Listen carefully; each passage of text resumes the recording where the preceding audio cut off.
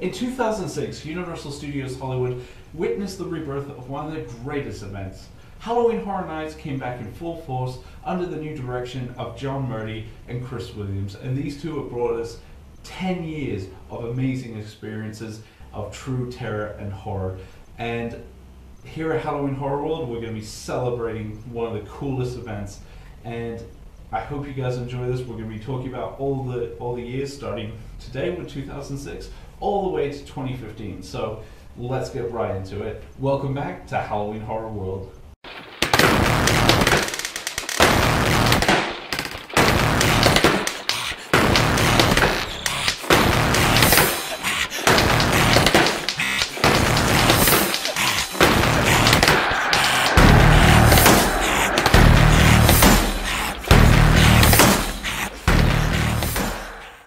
2006 was really a test bed for what was to come in later years. With Halloween Horror Nights, 2006 brought The Asylum. The Asylum was I would feel as a prototype to what John would do and Chris in later mazes, and it brought that insanity to it. It was a very fast-paced maze.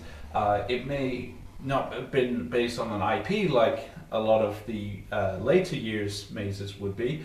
However, it brought an enjoyment to it. It's something unexpected. No one knew what to expect. I mean, there've been asylum mazes before in many other events, but this one was it was its own variation, and that's what I love about the asylum. And I still remember it to this day. The introduction to it, going through the creepy, calming music of so to keep the patients soothed.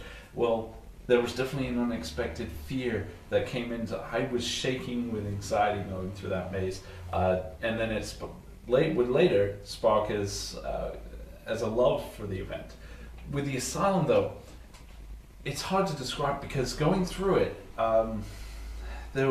it was very fast paced. A lot of things would pick up. It started off kind of slow in the beginning. You had a few scare actors in the beginning, including one woman I remember offhand with the gouged out eyes just come out, will you play with me? That kind of thing.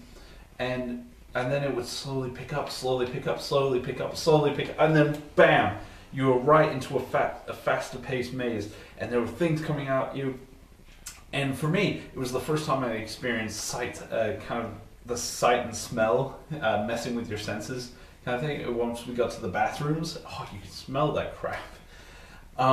It brought lights, and I say sights because there were strobes using the electricity. It was so fast, trying to get my mind and look at all the different sights and that. For me, being right now in my mind, seeing all those scare actors jump out, I just want to look at the sets because the sets were brilliant, and I was just like, I really want to appreciate this, but I'm getting scared by these inmates just coming out of nowhere.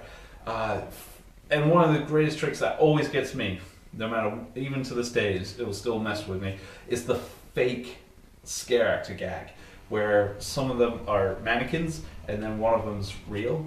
They had a room of inmates like that, and it was terrifying.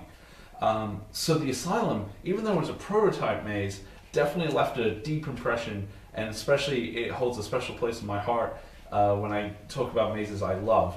It definitely was one of the ones that really inspired my love to come back in 2007 and experience the event all over again. One of the major things that was brought to 2006 was the idea of an icon. Now, really, that was Orlando's shtick. Orlando had icons previously, and introducing one of the icons that really would connect with Hollywood, the director, which is my personal favorite icon, really stood out to me. As a fan of horror, I love stories. I love good stories. And the director's story about him being hired by Universal because of his controversial film, someone would say snuff film, to direct a brand new film for Universal made sense. You felt like you were in this story because you were at Universal Studios. You knew it was a movie studio, so kind of integrating fact and fiction worked really well for the event, and it made it stand out with that icon.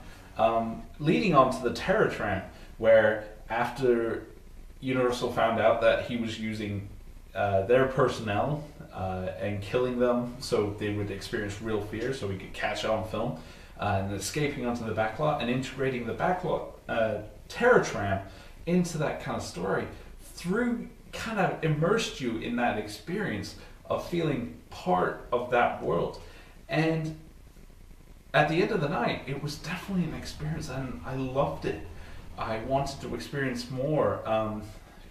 That's why I came back in 2007 and from then on, because one of the cool things with horror nights, it likes to immerse you in the environment, and this is what John and Chris have done so well.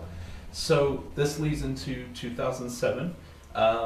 So those were my experiences with 2006, and we're going to be going through 2007 and 2006 all the way to 2015. So I hope you guys look forward to the 2007 event for that video, and until the next time, this is the Crazy Englishman signing off.